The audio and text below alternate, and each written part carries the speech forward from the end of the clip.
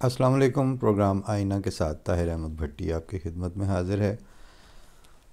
پچھلے کچھ دنوں میں پروگراموں کی نوعیت، وہاں کے گفتگو کے مختلف اسالیب اور موضوعات، اور پلس ان پیش آمدہ واقعات میں جو ترتیب اور تنوع تھا، وہ کچھ اس طرح کا رہا کہ ہمارے اس مہینے کے جو آخری پروگرام ہم کرتے ہوتے ہیں فیڈ بیکس اور کمنٹس کا، وہ 30 اپریل کی بجائے وہ اب کہیں مئی کے آگے فرسٹ ویک میں آ کے اس کی باری آئی ہے، کیونکہ وہاں پر حیران ہوں دل کو روں کہ پیٹوں جگر کو میں، مقدور ہو تو ساتھ رکھوں نوحہ گر کو میں۔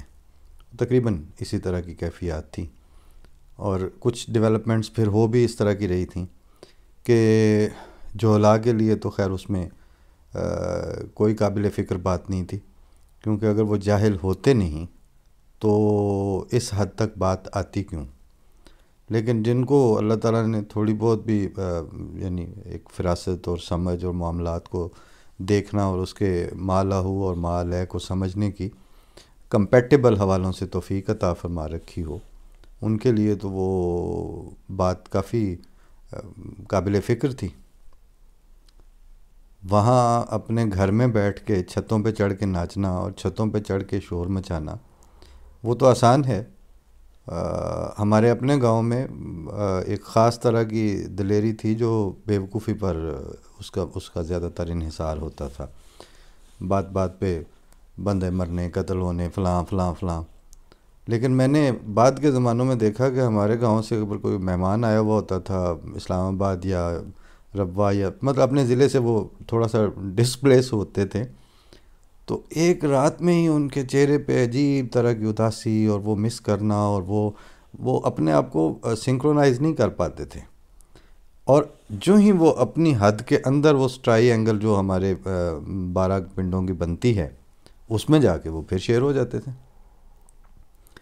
اور اگر کہیں دور کے کسی ضلع یا علاقے میں کوئی واردات کر بھی آئے ان میں سے کوئی بندہ، تو پھر وہ واردات جو تھی وہ انسان سے زیادہ انسانی کیلکولیشن کا جو گنا چنا اور کیلکولیٹڈ رسپانس اور سٹانس ہوتا ہے، اس کی بجائے وہ ایک انسٹنکٹیو اینیمل رسپانس کا انداز ہوتا تھا اس کا، جو معاملات کو دیکھ کے اس پہ انسان سٹینڈ لیتا ہے، اس پہ انسان اپنا ایک اصولی موقف اپناتا ہے، اور پھر اس موقف کی خاطر وہ کہتا ہے نہیں بات یہی ہے، اس کے علاوہ کچھ نہیں ہے۔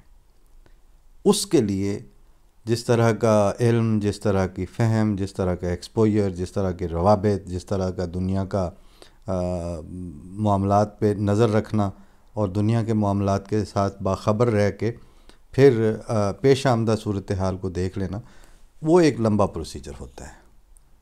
یہی حال اس وقت گھر کے جو ہوم گرون قسم کے دلیر وہاں پیدا ہوئے نا، جن کی دلیری کا مطلب یہ ہے کہ اپنے گھر کی، اپنے محلے کی، اپنے شہر کی سڑکیں بلاک کر دو، 4 ڈنڈے اٹھا دو، 5 پولیس والوں پہ پتھر پھینک دو، تو یہ ہم کٹ مرے ہیں جی ناموس رسالت پر۔ ان کو یہ اندازہ نہیں ہے کہ دنیا میں معاملات اب کہاں پر پہنچ چکے ہیں،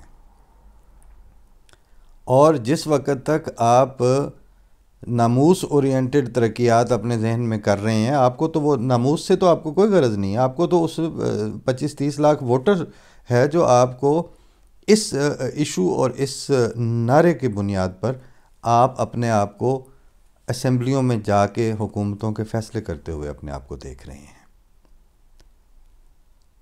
اور جب آپ وہ وقت دیکھ رہے ہیں تو اس وقت اب یہ فیڈ بیک کا پروگرام ہے، اور دیکھ لیں بات کس طرف، مطلب کمنٹس میں سے بھی کچھ چیزیں نکلی ہوئی تھیں، لیکن جو حال آج ہمارے فیڈ بیک کے پروگرام کا ہو رہا ہے، یہی حال ہمارے پچھلے دنوں پہ جاری رہا، کہ جس وقت آپ اپنے خیال میں، یعنی 6 سال آپ کی عمر ہے، 6 سال میں آپ کو بنایا تھا انہوں نے فوج نہیں، اور پوری طرح آپ کو اسٹیبلش کیا تھا پیسے شیسے دے کے، تھپکیاں دے کے۔ اب آپ اگر اپنے آپ کو دیکھ رہے ہیں کہ ہم ریپلیسمنٹ دے رہے ہیں، اور اب وہ مختلف چینلز پہ جو بہت سارے دانشور ہیں وہ بھی کہتے ہیں کہ جناب یہ نان ایشو نہیں ہے، وہ نجم سیٹھی کہتے ہیں یہ چنگی بھلی پولیٹیکل پارٹی ہے، تیسری قوت ہے۔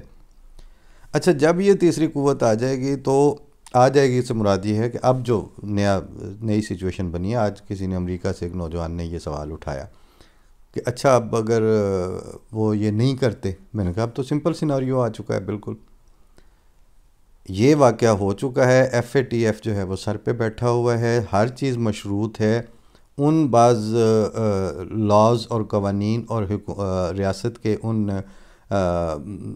غلط فیصلوں کی بنیاد پر جن قوانین کے ذریعے اس نے اپنے شہریوں کے سیوک رائٹس اور ان کی آزادی اظہار اور آزادی عقیدہ اور آزادی مذہب، ان ساری چیزوں کو جو سلب کیا ہے بعض قوانین کے نام پر.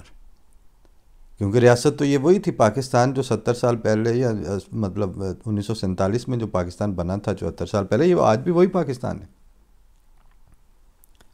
ریاست بھی وہی ہے.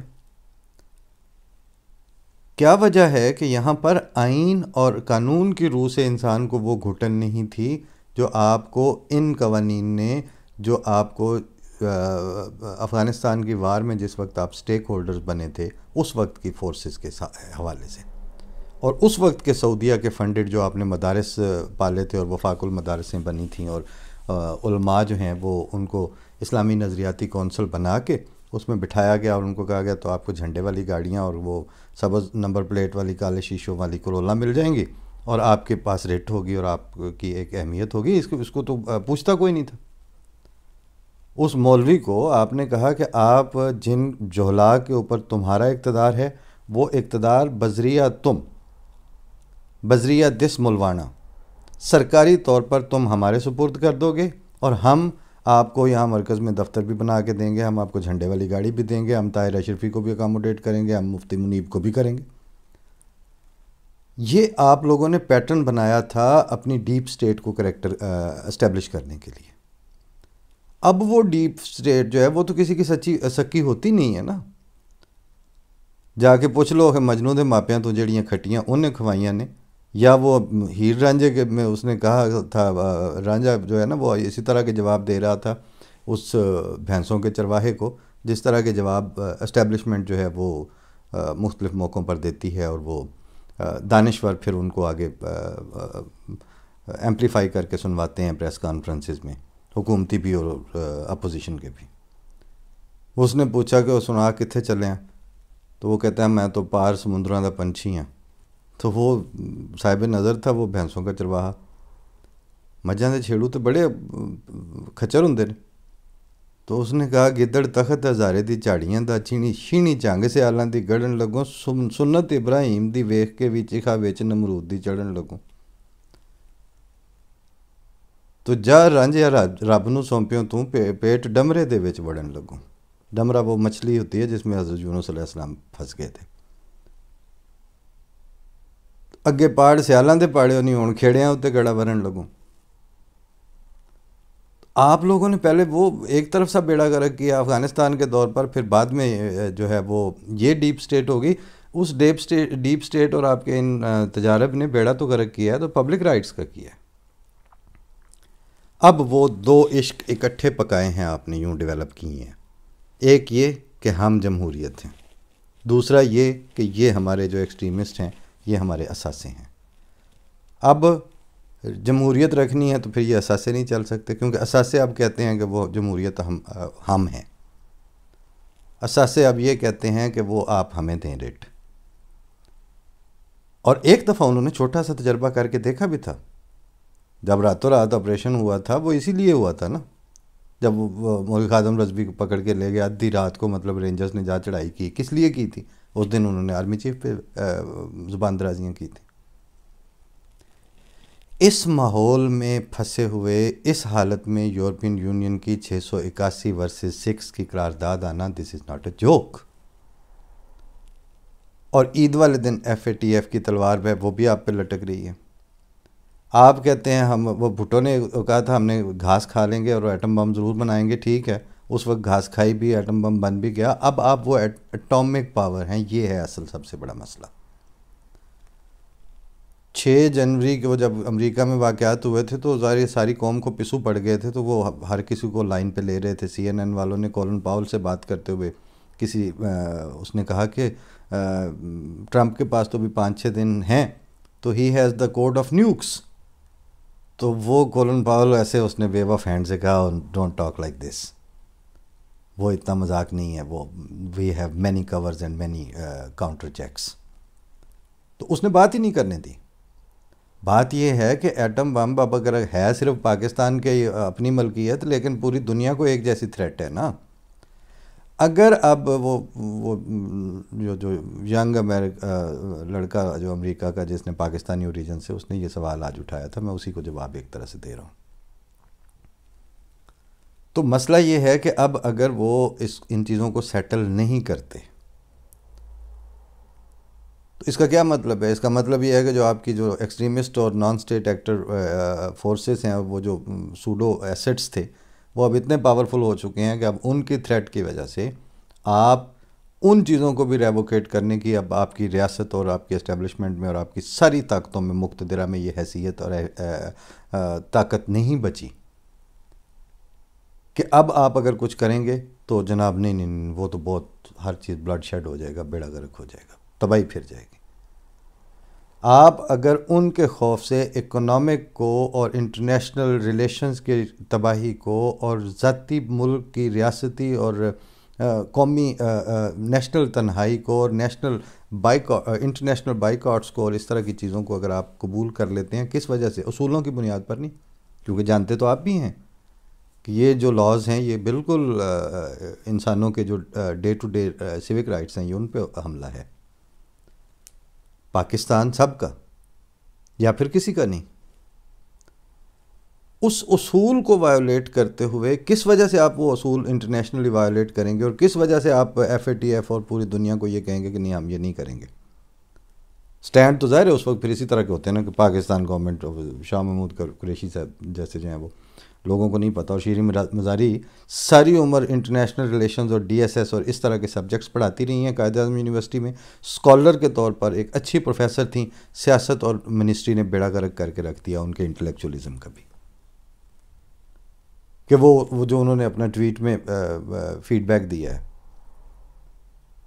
آپ کو پتہ ہے میڈم, آپ وقتاً فوقتاً جھوٹ بولتی ہیں. آپ ظاہر ہے کہ آپ نے منافق ٹولہ جو ہے ان کے منافق ایجنڈے کو اگر ڈیفینڈ کرنا ہے تو آپ کو اپنی جو انٹلیکچوئل آنیسٹی اور ایکیڈیمک ورتھ ہے اس کو پہلے لات مار کے اپنی دہلیز سے رخصت کرنا پڑے گا, پھر آپ یہ اس طرح کی رجیم کی ہیومن رائٹ منسٹر بن کے بیٹھ سکتی ہیں. آپ نے پہلے بھی 2-4 دفعہ الجزیرہ کے اینکر کو انٹرویو دیتے ہوئے بھی آپ نے ایسے کیا تھا, excuse me I am Shia and Shias are not non Muslims, they not minority. اس دن بھی میں نے اس پروگرام میں عرض کیا تھا کہ آج آپ کو پتہ چلا کہ جب مین سٹریم ہوتے ہوئے, مسلمانوں کا حصہ ہوتے ہوئے آپ کو مائنارٹی کہا جاتا ہے تو کیسے جوتیوں میں انگارے بھرتے ہیں.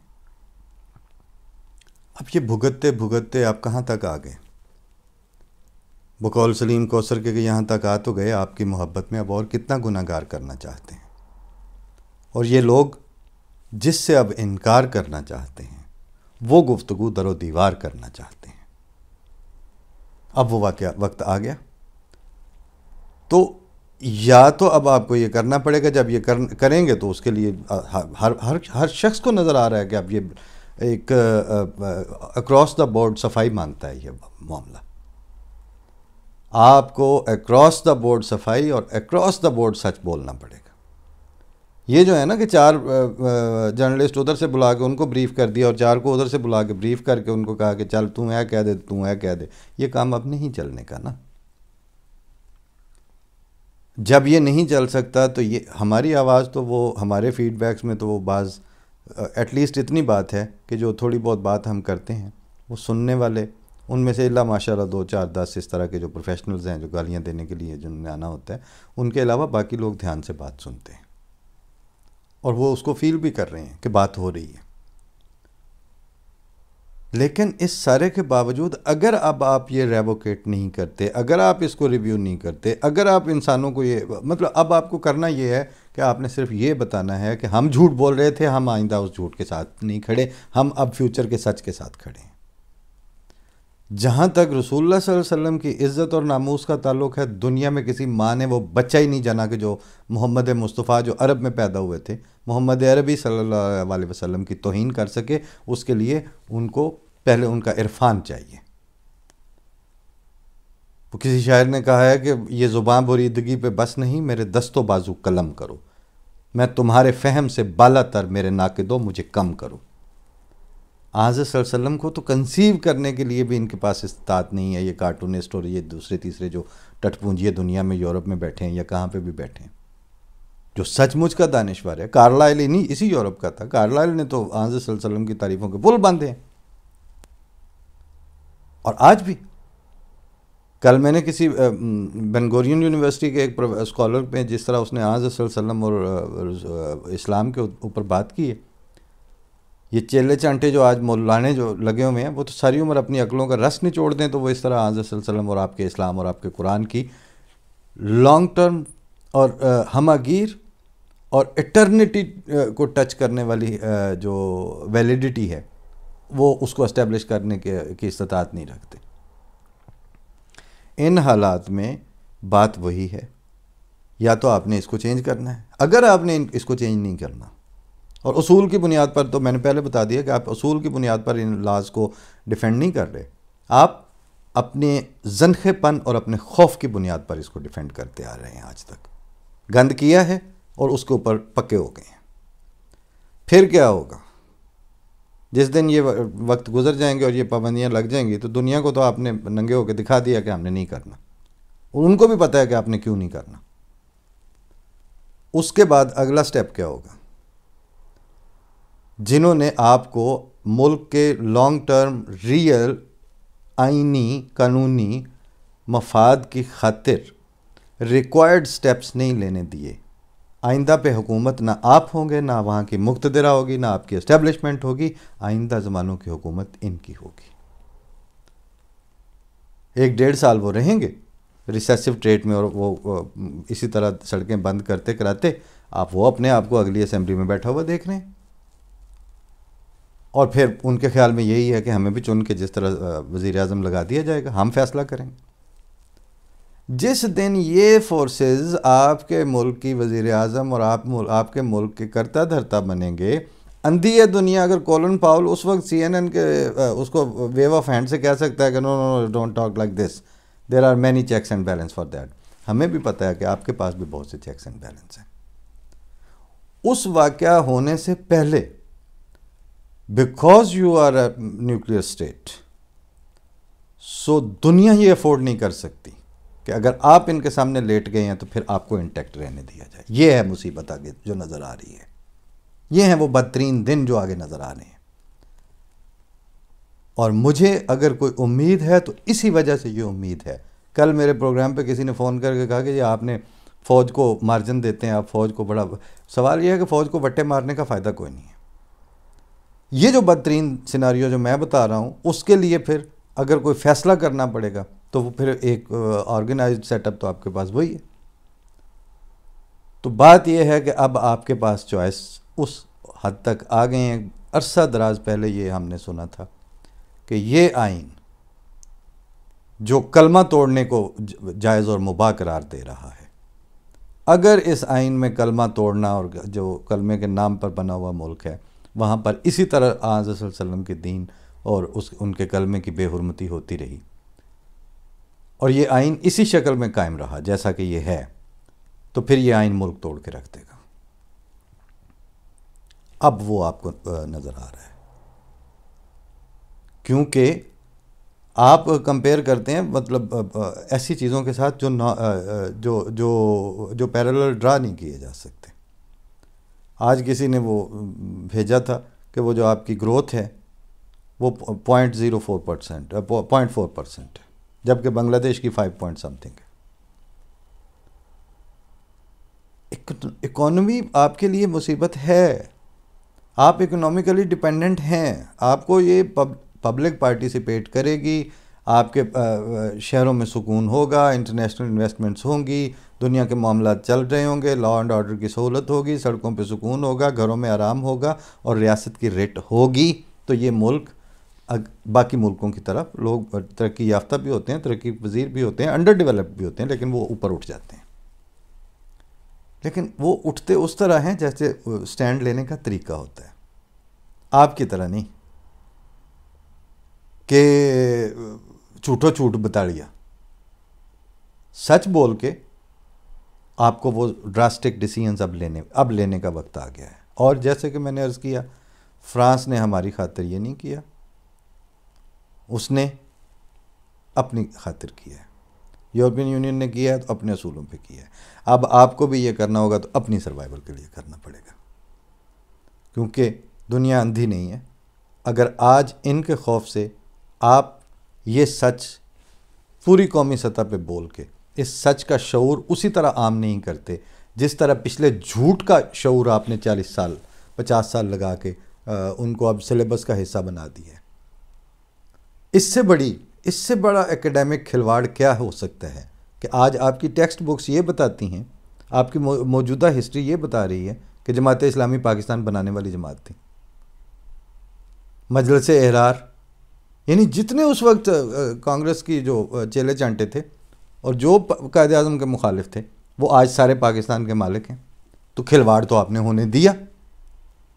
اس میں سیاستدان بھی اتنا ہی شریک ہے، اس میں آپ کی اسٹیبلشمنٹ بھی، آپ کی فوج بھی اتنی ہی گناہ گار ہے. اس میں اگر 74 سال عمر ہے، 37 سال سیاستدان نے جھوٹ بولا ہے، 37 سال آپ کے فوج نے جھوٹ کو نافذ کرنے میں مدد دی ہے. جو سہرا بھٹو کے سر پر بندھا ہے، اس سے زیادہ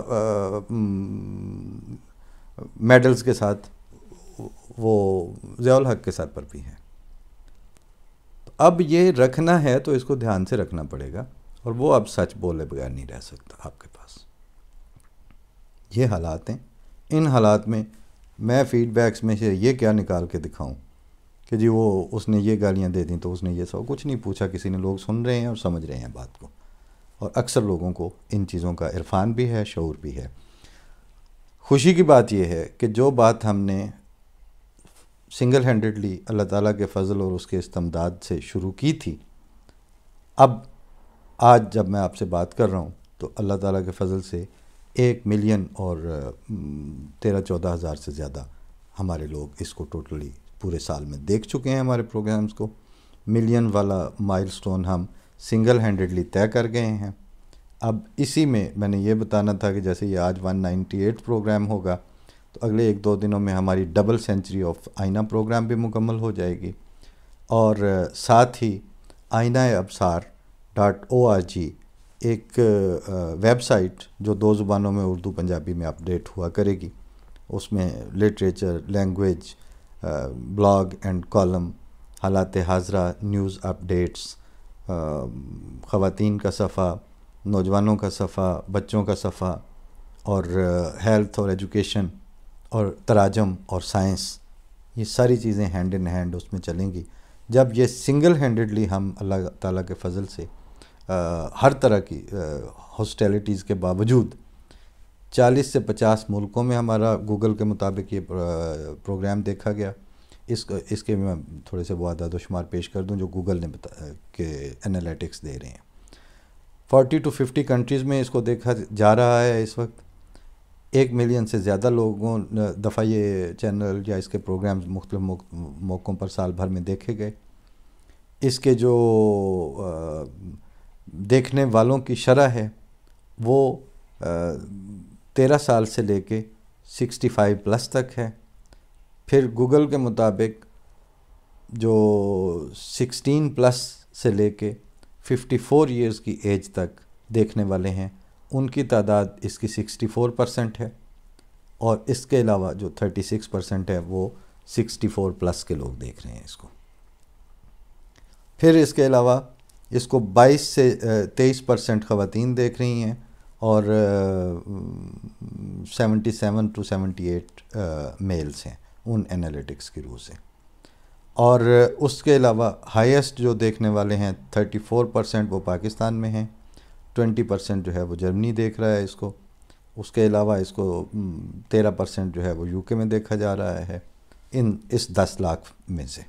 اور اسی طرح اس کو جو ہے 10% کے قریب USA میں دیکھا جا رہا ہے، 14-15% پہ کینیڈا میں دیکھا جا رہا ہے. اس کے علاوہ Australia, New Zealand, Holland, Belgium, France, Sweden کے، اسکینڈینیویا کے سارے ممالک، اور انڈیا اور Malaysia, Thai land, Sri Lanka, Brazil اور افریقہ، اسپین، جو یہ بڑے بڑے ممالک، ہر جگہ کم سے کم 100-200 اور زیادہ سے زیادہ 25-30 ہزار لوگ اس کو دیکھنے والے الحمدللہ اللہ تعالیٰ نے دے دی ہیں.